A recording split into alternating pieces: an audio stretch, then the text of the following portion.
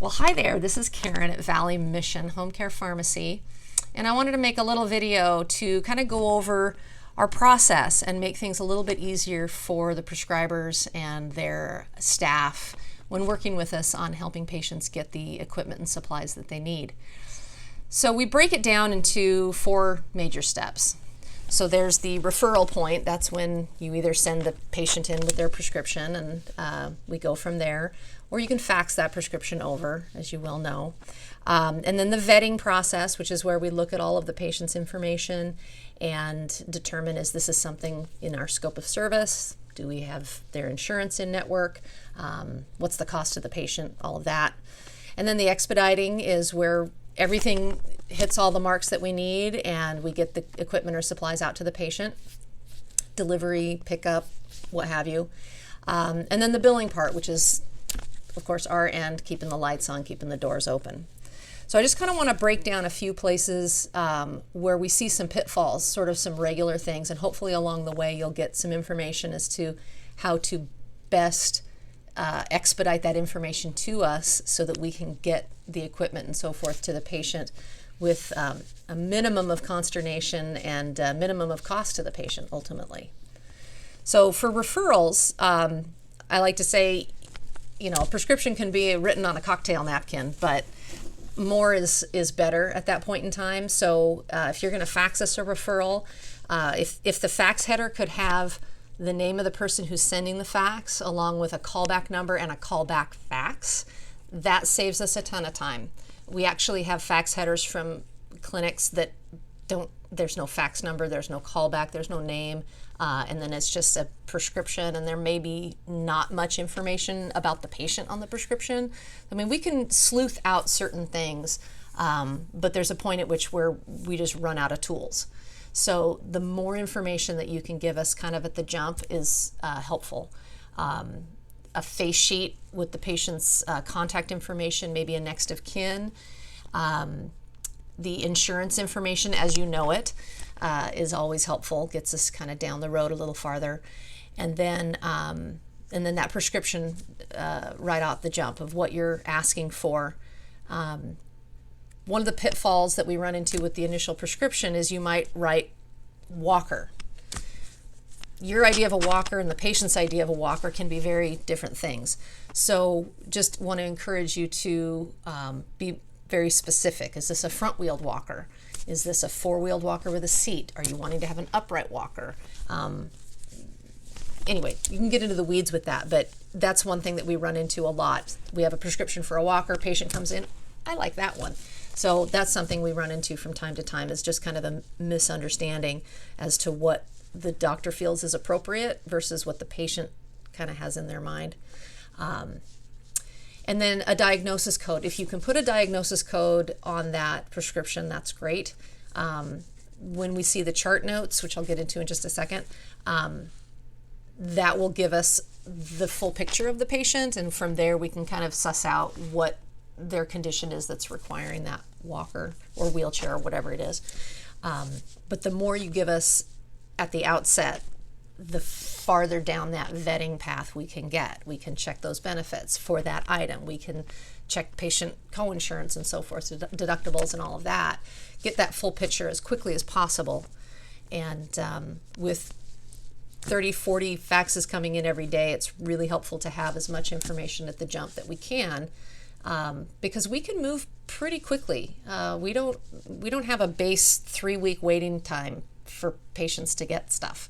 If everything lines up and it's all appropriate, and we do the item and we do the insurance and everything's in place, boy, we're pretty agile. So we like to help you get that patient the thing that they need as quickly as possible, and that's part of getting a lot of the good information at the referral stage.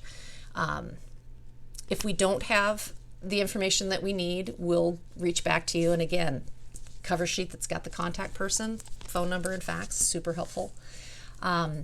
Oftentimes we'll need the chart notes, and there's going to be various reasons for that. Medicare requires that we have the chart notes and that the chart notes substantiate the equipment or supply before we bill that thing.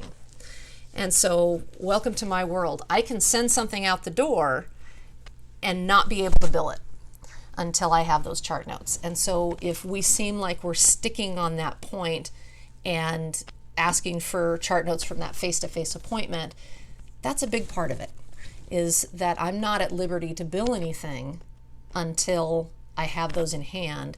And I'm also not at liberty to bill anything until the patient has that item. So you can imagine the disconnect there in terms of cash flow.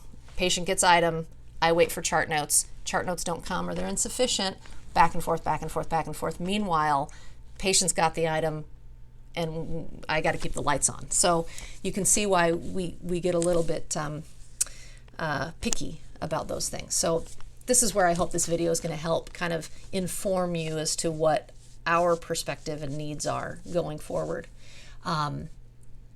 And then the expediting, the expediting really falls into place. And as long as we can get that thing, that item, you know, it's funny the things that end up being on allocation or just not available, back ordered. It's just been strange. It's been a year, and some things that were available 6 months ago are now on back order just because the production process has slowed down at different points along the timeline. So. But that expediting piece is really on us, and then from there we can get that billed and get that patient's file all closed out. So I want to get into the weeds a little bit on the vetting part when we're vetting the records. So the diagnosis code is a pretty important first step. Probably the biggest pitfall that we run into with diagnosis codes are the unstable gait and the it's an R code, I can't think of it. Unstable gait, gait instability, abnormal gait. Anything that is a subsequent symptom of another diagnosis is not going to be sufficient. The insurance wants to know, what is that thing? What is that medical condition going on with this patient that is causing the unstable gait or the abnormal gait or what have you, because it could be any number of things. You know, it could be low back pain, it could be, you know, arthritis in the joints, it could be Parkinson's. I mean, there's all manner of things that can lead to that, and it's just not going to be sufficient. So if you are faxing off an order that says unstable gait, just know we're going to be circling back with another order asking for more. Now, chart notes. The nice thing about Medicare is it's very black and white. They have on their website all kinds of resources that are paid. This is like a truncated version, but, you know, dozens of pages. I mean, I think there's one that's like 143 pages. It's policy. It's dry. It's really fun to read. So we've taken the main things that we do regularly, and we've condensed them into a guidance tool, and it's one page. Whether you're talking about a hospital bed or continuous glucose monitor or whatever it is one page. It's guidelines, so it doesn't replace the policy, and the policy, of course, will prevail. But if you read through the guideline and your patient ticks all those boxes, that's what we need. Those are the elements that we need to see on the chart note. Now, don't think of this as a checkbox. I said tick off those items, but then that was maybe a bad way to put it. If you circle this and say, yes, she has this, and initial it, it's just not going to fly. You can make it part of the medical record, but from sad experience, Medicare will look at that and say, yeah, no, that's not the doctor's chart note. That is your form that they have written on. So just bear in mind, these are guidelines. This is a roadmap.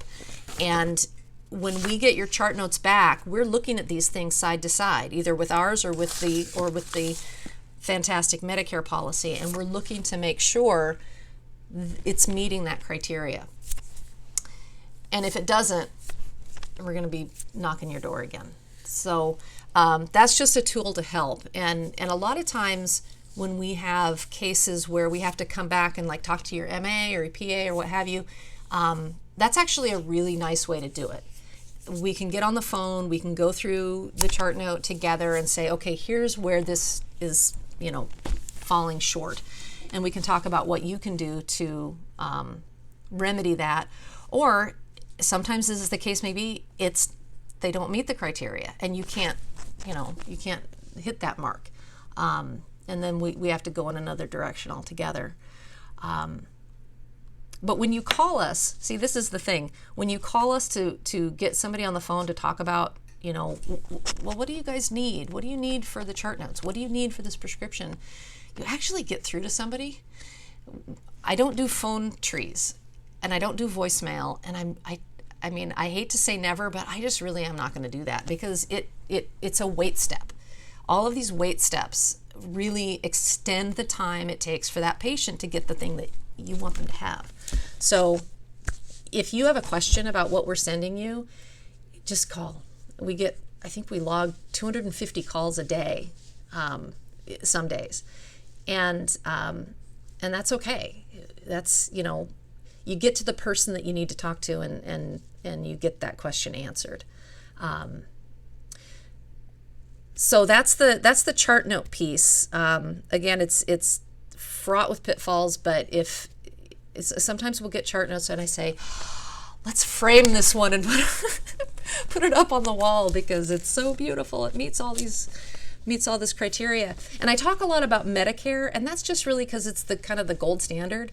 If you have an insurance company that is denying something that is completely counter to Medicare policy, that's a really big tool for us to say, look, this is Medicare policy.